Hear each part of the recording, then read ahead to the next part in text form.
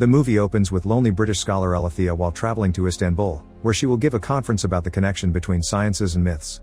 When she gets off the plane, a strange-looking glowing man that nobody else notices tries to guide her luggage cart towards what he calls mystery, but when Alethea's colleagues show up, the little man runs away.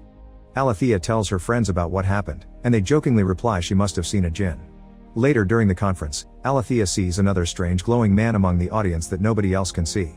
When she begins explaining that the old gods became what we know as science and old myths are now metaphors, the weird man calls it rubbish and jumps on her, making her pass out. She wakes up only minutes later and her colleagues take her to her room while the audience offers a round of applause. After the conference is over, Alethea goes downtown to visit antique shops, ignoring her friends' worry and promising she feels fine. In one of these many shops, she finds a curious little blue bottle and decides to buy it instead of anything fancier. The next morning in the hotel, she washes the bottle and finally manages to open it, which releases a djinn that takes up most of the room's space.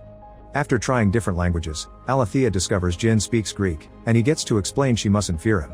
He's beholden to her now and he'll grant her 3 wishes, although she can't ask for more wishes, eternal life, or the end of all suffering.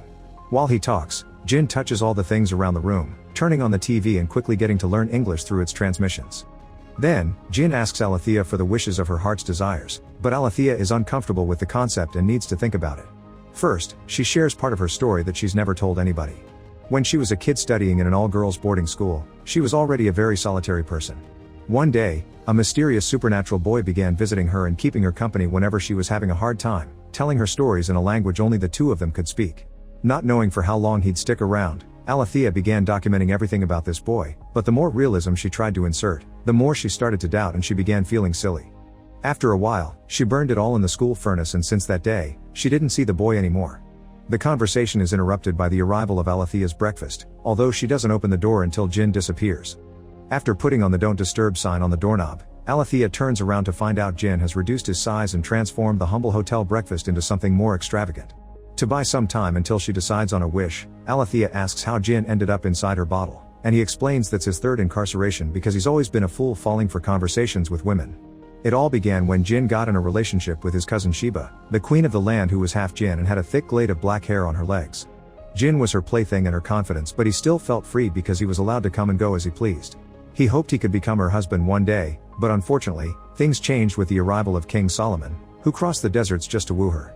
Jinn warned Sheba against him, and she promised no mortal could ever conquer her, but eventually she gave in to his charms and even removed her leg hair with wax to spend the night with him after the wedding. However, Solomon could sense Sheba's connection to Jinn, and using his magic skills, he imprisoned him inside a brass bottle and tossed it to a bird that dropped it in the middle of the Red Sea. Jinns don't sleep, so for the first 100 years, he raged against his fate and prayed for freedom to every god under the sun. In the end, he tricked himself and prayed to remain in the bottle, hoping that pretending to yearn for nothing would get rid of the pain. Unfortunately for Jinns, not having wants is the closest thing to death.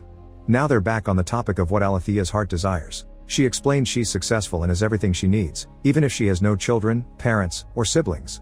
She used to be married to a man she met at school, but after she had a miscarriage, their relationship broke and they got a divorce. Her husband moved out with a new lover, and to this day, Alethea still keeps a few of his things in a box in the house. Some time ago, her husband had told Alethea that she was incapable of reading feelings, and she agrees. The way her brain is wired makes her smart but also causes her solitude. This is why she likes stories, she can find feelings through them. Still, Alethea doesn't want her husband back, she felt freedom when she divorced. But as a storyteller, she's heard too many stories about Jinn's wishes always having a catch or cautionary tales that don't end happily. Jinn swears he's honorable, but Alethea doesn't listen and wonders if she can make no wishes at all. This causes Jinn to swell up in pain, confirming that wishes must be made to avoid bad consequences, and to prove the point further, Jinn tells Alethea the story of his 2nd incarceration. Fishermen found the bottle inside a fish, but because it was covered in a hard layer, they thought it was a rock and threw it away. The rock changed hands many times until it ended up as part of a wall, where Gultan found it while trying to climb up to spy on Prince Mustafa. Gultan lived as a slave in the palace's courtyard of the concubines and fainted when she opened the bottle to find Jinn. When she woke up, she quickly knew what to wish for. She wanted to be one of Mustafa's concubines.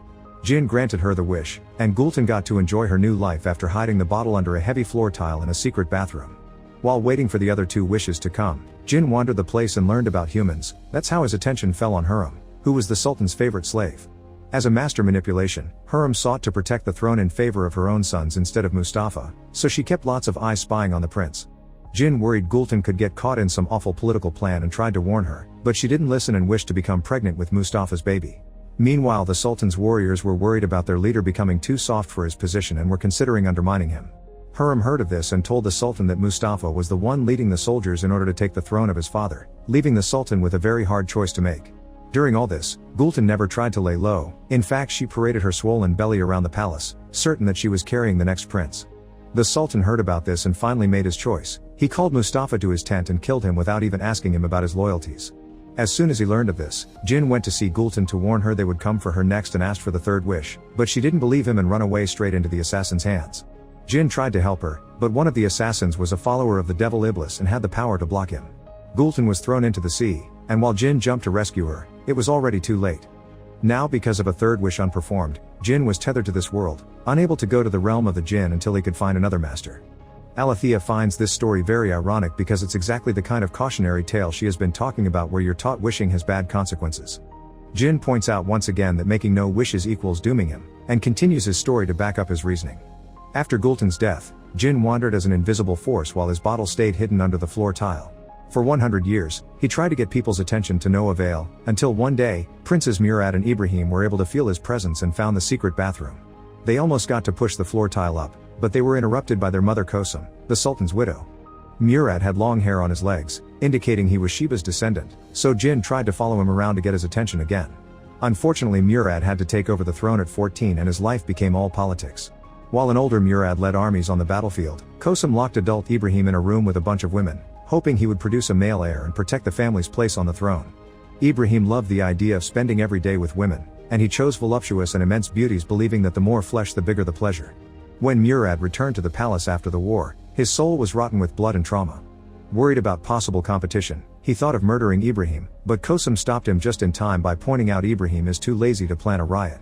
Still, Kosum couldn't risk losing her babymaker, so she kept Murad drunk at all times and hired storytellers to distract him. Murad hated them and killed them if they didn't escape fast enough, but one day, an old man finally managed to charm him with his tales and became Murad's only friend. When the old man died, Murad got extremely drunk, and in that weak state of mind, Jinn got his attention at last. While Murad got to find the abandoned secret bathroom again, unfortunately, he was too weak to even open the door, and afterward, Murad drank until he didn't wake up ever again. Nobody else could sense Jinn then, and Alethea is very understanding of how that loneliness feels because she's felt it too. Back to the story, Ibrahim had to be dragged out of his room to be sat on the throne, and he appointed his favorite concubine Sugar Lump as governor of Damascus. Because of this power, Sugar Lump was free to roam, and she eventually found the secret bathroom. Her size broke the tile when she accidentally fell on it, allowing her to find the bottle. Sugar Lump didn't trust Jinn when he showed up in front of her since he kept begging for a wish and smelled bad. Thinking he could be a trickster, Sugar Lump wished Jinn was back in his bottle at the bottom of the Bosphorus. In Alethea's eyes, this story proves once again that wishing is a bad idea. She thinks she could give Jinn to another person more open to the idea, but Jinn refuses to get back in the bottle. Next, Alethea makes 3 quick wishes, but they're silly things, like wishing for a sip of her tea. Therefore they don't work, since the wishes need to be a heart's desire. An argument ensues where Jinn calls Alethea a coward, and in return, Alethea begins wondering if she should wish they never met. This causes Jinn to cry out, begging her to stop as his bottle breaks and a sudden force makes the electronics malfunction for a few seconds. Alethea guesses this has happened before, and Jinn proceeds to tell the third and final story.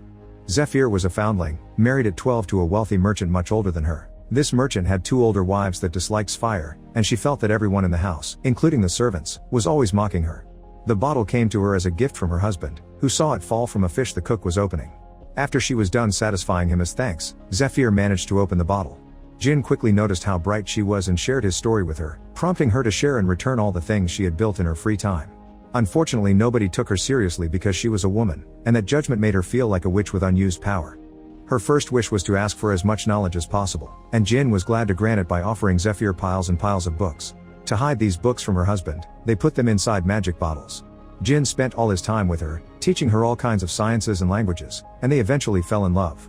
The more she flourished, the less shy Zephyr became, and she began reveling against her husband. Unfortunately, his cravings for her were an obsession, so when Zephyr had to give herself to her husband, Jinn would leave the room and roam the skies to gather new stories he'd tell Zephyr when he came back. Her second wish came when she was unable to finish an ancient mathematical question, thus she asked to perceive the world as genes do.